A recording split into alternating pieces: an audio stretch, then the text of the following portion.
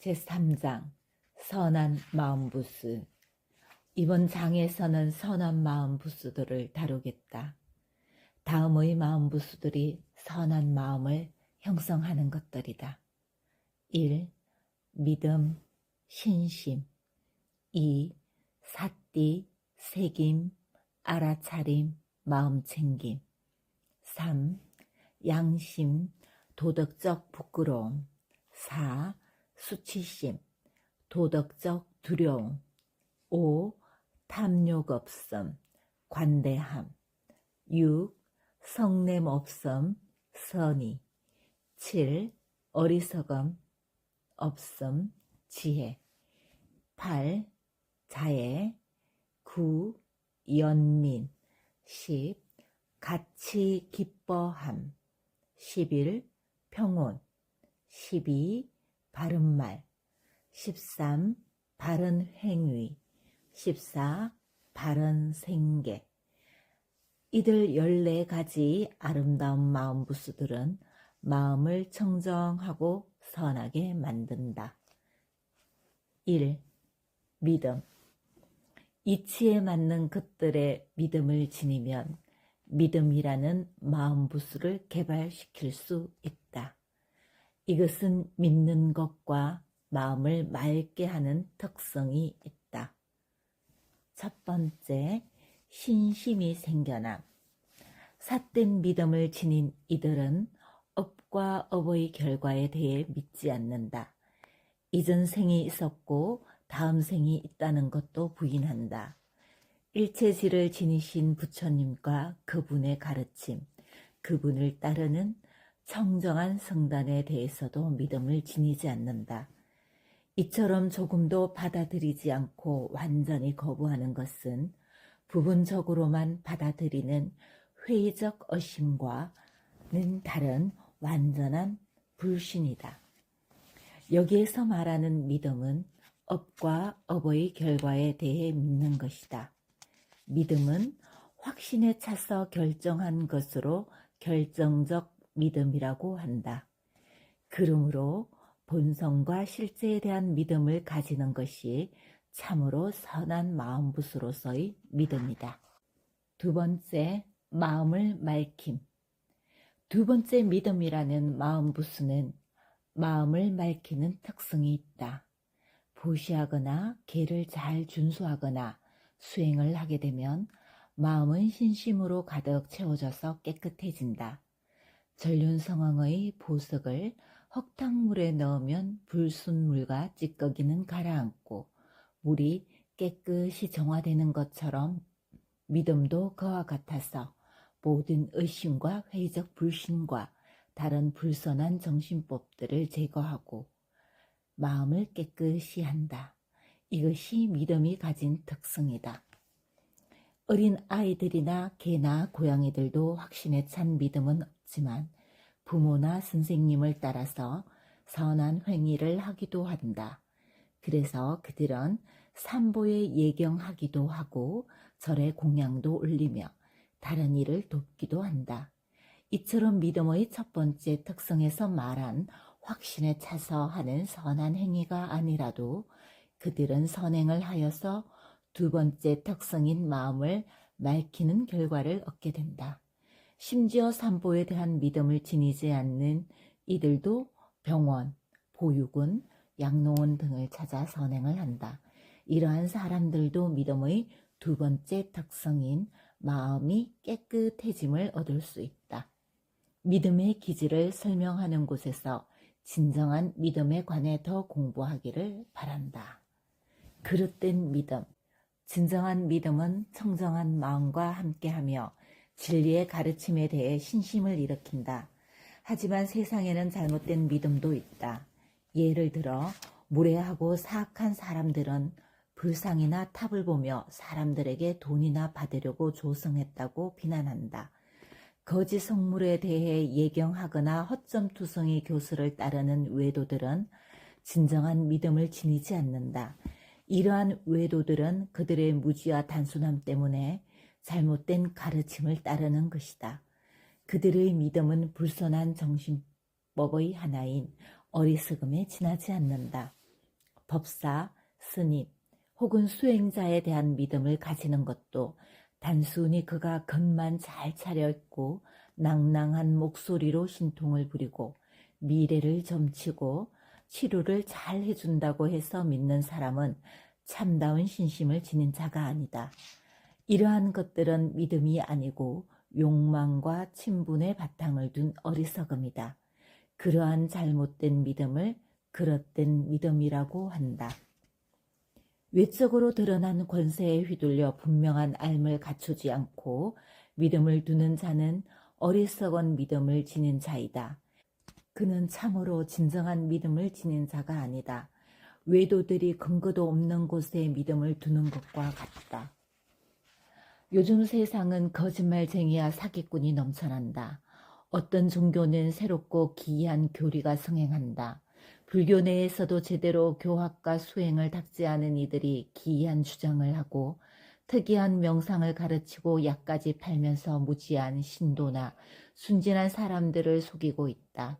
사람들이 이러한 거짓말쟁이나 사기꾼에게 보시하는 것은 욕망과 무지에서 기인하는 것으로 진정한 믿음은 아니다.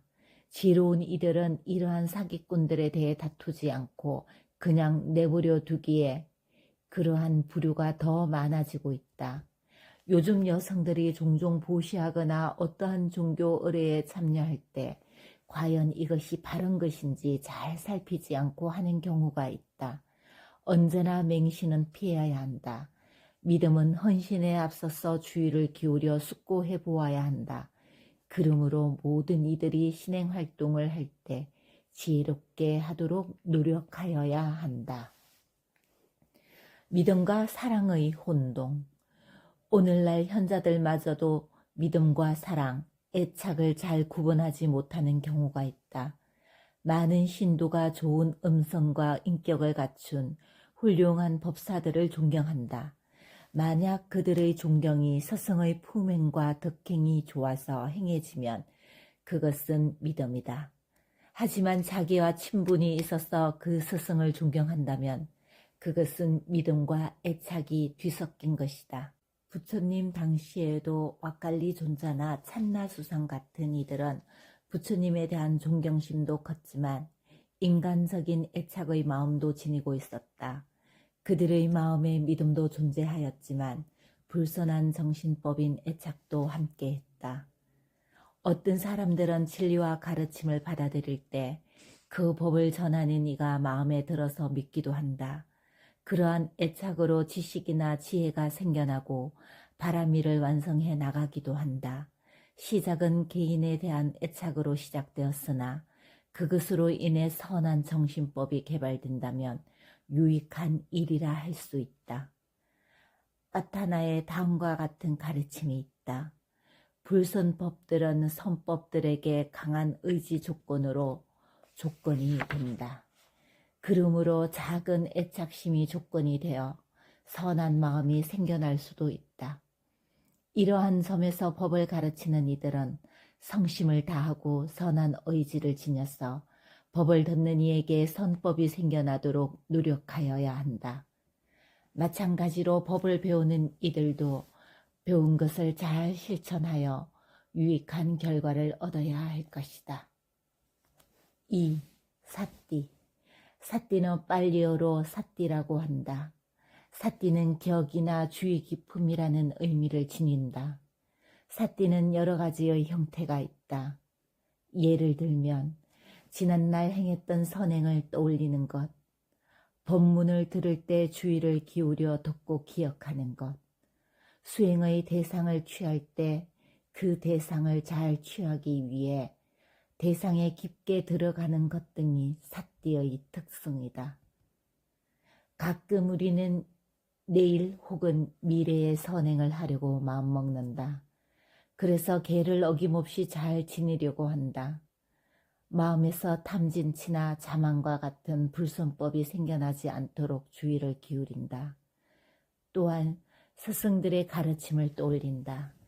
이처럼 선법과 관련하여 생겨나는 주의 깊음이 사띠라 할 수 있다. 이러한 사띠는 불방일 주의 깊음, 경계라고도 한다. 그러므로 만일 스님들이 제가 신도들에게 계를 설할 때 그 계를 삿띠를 지니고 방일하지 않고 주의 깊게 잘 지키도록 알려주어야 한다. 계를 설하고 마지막에는 다음과 같이 수지하게 한다. 불방일로서 선법을 다 구족하라. 또한 부처님도 그렇게 가르치셨다. 수행자들이여, 실로 삿띠는 모든 행위에 있어 필수라고 나는 설한다. 지나친 믿음이란 있을 수 있으나 지나친 삿띠는 있을 수 없다. 부처님께서 대반열반에 드시기 전 마지막으로 남기신 말씀도 불방일로서 그대가 해야 할 바를 구족하라였다. 단순한 기억은 삿띠가 아니다. 우리가 친족을 기억하고 연인끼리 그리워하고 친구와의 약속을 기억하고 예전에 좋았던 기억을 떠올리는 이러한 모든 기억은 집착의 성품을 지닌다. 또한 어떤 이가 다른 이에게 행해졌던 고통에 대해 떠올려 복수하려 하거나 잔혹한 일을 계획하여 마음에 품거나 목적지를 향해 나아가는 중에 생겨날 수 있는 위험들에 대해 경계하는 등의 상태는 성냄을 기본으로 한다. 이처럼 앞에서 언급한 집착이나 성냄과 함께하는 정신적 요소들은 진정한 삿띠라고 할 수 없다.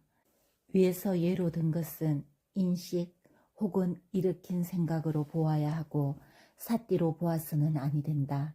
인식과 일으킨 생각에 대해서는 다음 장에서 설명하겠다. 3, 4. 양심과 수치심. 악한 일을 행함에 부끄러움을 느끼는 것이 양심이다. 악한 일을 행함에 두려움을 느끼는 것이 수치심이다. 양심은 자신의 명예나 품위를 소중히 생각하는 이들에게 분명히 드러난다. 수치심은 자신의 부모나 스승, 친구, 친지들을 존경하는 이들에게 분명히 드러난다. 좀 더 상세히 구분하면 다음과 같다. 첫 번째, 어떤 이는 다음과 같이 생각한다. 나는 좋은 가문의 후손이다. 그러므로 나는 불선한 행동을 해서는 안 된다. 다른 생명을 죽이면서 생계를 유지하는 어부나 사냥꾼은 되지 않을 것이다. 이런 이유로 그는 부적당한 일로 생계를 유지하는 것을 부끄러워하고 자신의 가족과 가문의 명예를 지킨다. 두 번째, 잘 배운 이들은 다음과 같이 생각한다. 우리에게 많은 배움이 있다. 우리는 나쁜 일을 저지르는 불선한 행위를 부끄러워해야 한다. 우리는 살생과 도적질 같은 일들을 삼가야 한다. 세 번째, 나이 든 이들은 다음과 같이 생각한다. 우리는 연장자이기에 성숙하고 지혜롭게 처신해야 한다. 나쁜 일을 행하면 우리는 부끄러운 상황에 부닥치게 될 것이다. 위에서 든 세 가지 경우는 자신의 명예나 품위를 소중히 여기는 선한 정신법인 양심이 분명하게 드러난 경우를 보여준다. 다른 이들을 소중히 여기는 사람들은 다음과 같이 숙고한다. 내가 만약 악행을 저지르면 나의 부모, 친구, 친지들과 스승들이 나로 인해서 욕을 먹는다. 그러기에 나는 어떠한 악도 행하지 않으리라. 나는 잘못된 행위를 하지 않으리라. 그것은 수치심을 나타내는 좋은 예의다. 그러므로 사람들은 자신과 가까운 이들의 명예와 존엄을 지키고 다른 이들을 잘 고려하기에 양심과 수치심을 지닌다. 하지만 만약 당신이 당신의 가족이나 스승들에 대한 호의적 고려가 없다면 양심과 수치심 없이 불선한 행위를 많이 할 것이다. 양심과 수치심이 있어서 근친상간과 같은 여러 부도덕적 행위가 생겨나지 않는다. 양심과 수치심은 이 세상을 지키는 두 개의 큰 보호자와 같다. 세상을 수호하는 법이 당신을 부도덕하게 되는 것으로부터 지켜주고 있다. 그래서 이들은 청정하고 선한 상태로서의 순수법, 선함법 혹은 청정법이라 불린다. 이러한 양심과 수치심이 있어서 사람들은 동물들과 달리 도덕적으로 절제하고 훈계를 잘 받아 지닌다. 양심과 수치심이 없으면 사람들은 악에 빠지고 짐승처럼 되고 만다. 오늘날 많은 사람들이 양심과 수치심이 없어서 상스럽게 입고 먹고 행위를 한다. 만약 이러한 도덕적 타락이 점점 심해져 가면 세상은 완전히 황폐해질 것이다. 그때 인류는 짐승과 같이 전락할 것이다.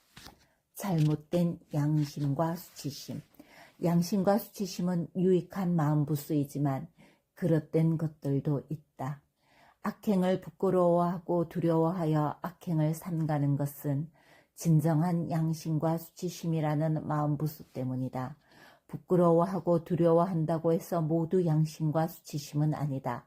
포사를 지키는 것이나 사원에 예배하러 가는 것, 법문을 듣는 것, 대중 앞에서 발표하는 것, 육체적인 노동을 하는 것, 남자가 여자를 만나는 것에 있어서 부끄러워하거나 두려워하는 것은 진정한 양심과 수치심이 아니다.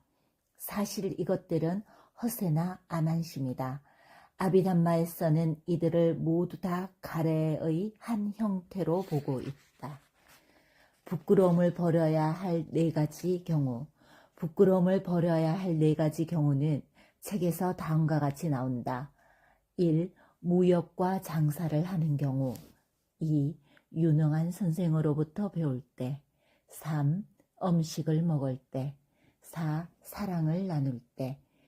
어떤 좋은 결과를 얻기 위해서는 사람은 과감해야 한다는 것을 강조하기 위해 이들 경우를 들고 있다. 그것들이 도덕적이냐 혹은 비도덕적이냐는 고려하지 않고 있다. 양심과 수치심의 다른 예로 드는 것은 법정이나 판사 앞에서 두려움을 느끼는 것, 여행 중에 공중 화장실 가는 것을 꺼리는 것, 개나 귀신을 무서워하는 것, 잘 모르는 장소에 대한 두려움, 이성에 대한 두려움, 연장자나 부모님들에 대한 두려움, 연장자 앞에서 말하기 등이다. 이것들은 진정한 양심과 수치심이 아니다. 이것들은 단지 용기나 확신이 없는 경우이다. 정신적 불만족에 의해 야기된 불선한 정신법의 상태로 보아야 한다. 중도. 위의 예를 보더라도 진정한 양심과 수치심이 개발되어야 한다. 불순한 것을 행하는 것이 아니라면 부끄러워하거나 두려워할 필요가 없다. 그렇다고 해서 당신이 항상 겁없이 용감할 필요는 없다. 어떤 일을 개의치 않고 행하다 보면 연장자를 무시하거나 성냄, 분노, 그리고 자만으로 이어질 수도 있다. 도덕적인 용기나 두려움 없음은 칭찬받아야 하지만 무모하고 불경한 태도는 비난받아야 한다. 쓸데없는 용기, 거만, 만용은 좋지 않다. 두려움 없는 용기는 선한 행위를 할 때 가져야 한다. 지나친 부끄러움과 두려움도 경계해야 한다. 모든 이들은 중도를 따라야 한다. 두려움을 지녀야 할 때 무모하게 덤벼서는 안 되고 악행은 두려워해야 한다.